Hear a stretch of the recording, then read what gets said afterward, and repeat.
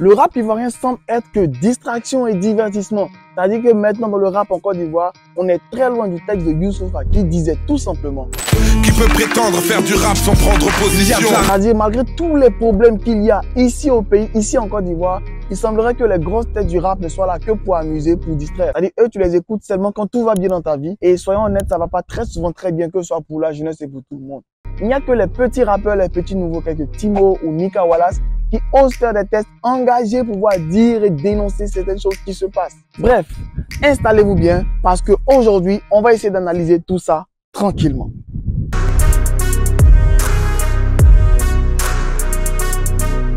Le rap, de par son origine, était un moyen de pouvoir dénoncer des choses, dire des choses et même s'opposer au système, tel que le faisaient certains rappeurs tels que Youssoupha, Kerry James, Medine, même la section d'assaut pour prendre que l'exemple du rap français. Mais soyons honnêtes, même dans les exemples cités, il y a beaucoup qui ont arrêté de vouloir vraiment faire du rap engagé et tout, commencé à faire de l'ego trip. Certains même ont commencé à faire de l'amapiano.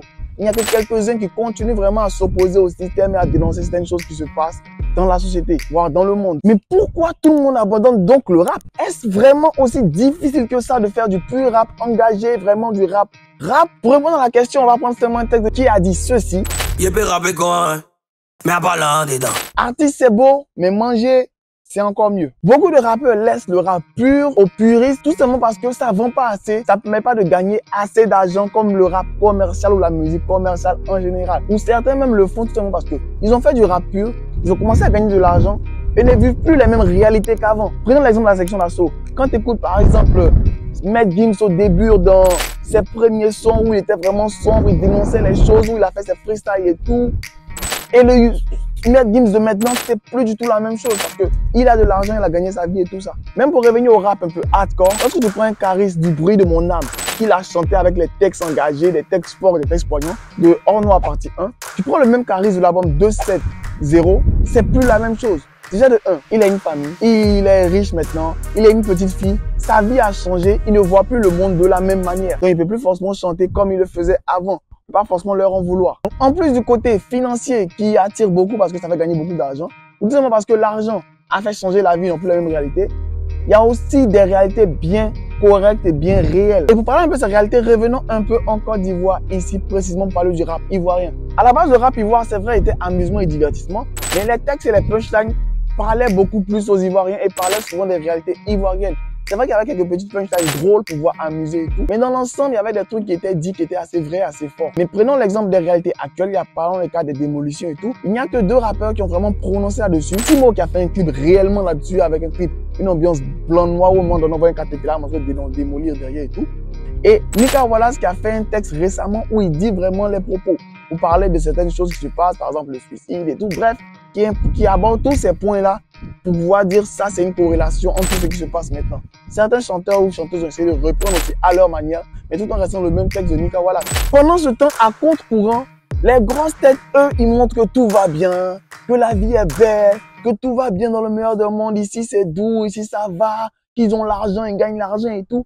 Totalement à l'opposé de ce qui se passe réellement. En plus des réalités que j'ai citées aussi, qui sont valables pour les rappeurs français, ils sont bien en Côte d'Ivoire, du fait que le rap commercial fait beaucoup plus vendre, que, on va dire, ça donne beaucoup plus d'argent et aussi certains ont gagné de l'argent dans une même réalité et tout. Il y a aussi le fait où beaucoup de ces grosses têtes de rap font limite la courbette aux grosses têtes ou aux hommes influents du pays. C'est-à-dire que souvent, c'est les mêmes qui vont les voir pour acheter leur ticket, pour acheter leur truc, pour dire non, ils ont besoin d'argent. Bref, tu n'es pas en train de racketter quelqu'un tout le temps, prendre de l'argent avec lui tout le temps. Et lorsque la personne fait quelque chose de mauvais, lui dit, ce que tu fais, c'est pas bien. La main qui demande est toujours en bas. On dit ça en Afrique ici et c'est une réalité. La main qui demande est toujours en bas. Tandis que vous êtes en bas, vous plus maintenant vous plaindre de ce que d'autres font. C'est pour cela que tu vas voir que les jeunes rappeurs qui osent parler, pas de 1, ils sont indépendants, ils sont pas sous de grosses en tant que tels. Eux, ils cherchent à se connaître, faire connaître, ils cherchent à se lancer et tout. Donc eux, dénoncer des choses, ça ne leur dit quasiment rien. À aucun moment donné, pour l'instant, ils seront obligés de partir voir quelqu'un pour dire achète mes tickets, fais ceci, fais cela pour moi. Donc le véritable problème est le fait que les rappeurs ivoiriens, les grosses têtes du rap ivoirien ne sont plus vraiment aussi indépendants, aussi impartials.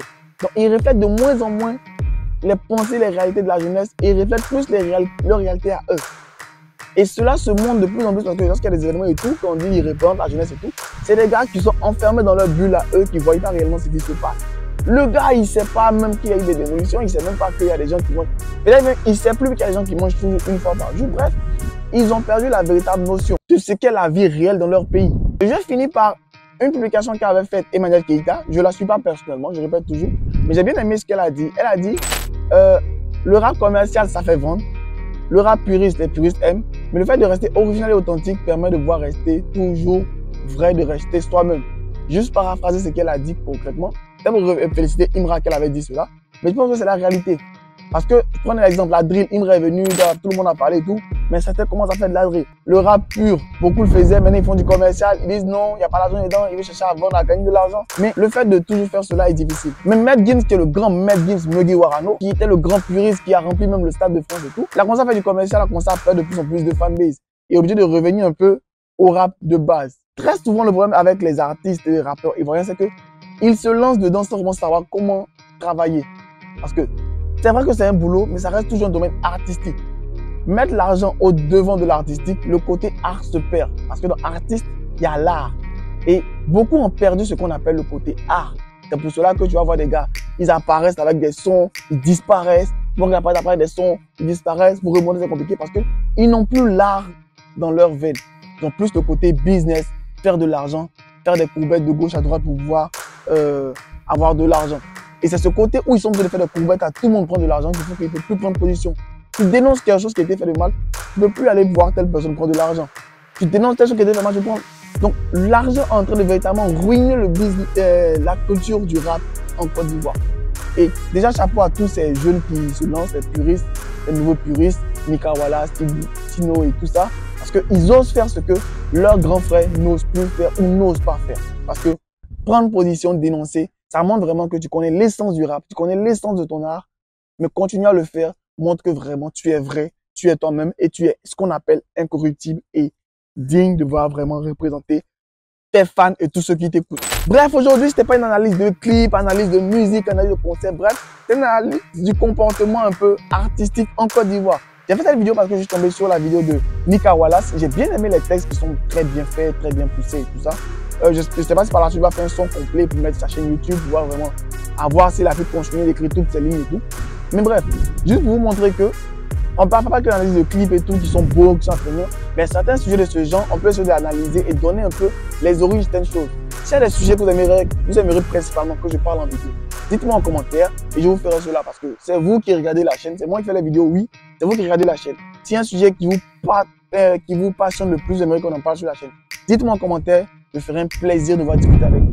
Sur ce, c'est Mr. Jeff, encore une fois, sur sa dalle pour partager une nouvelle vidéo. On se tient pour toute prochaine vidéo.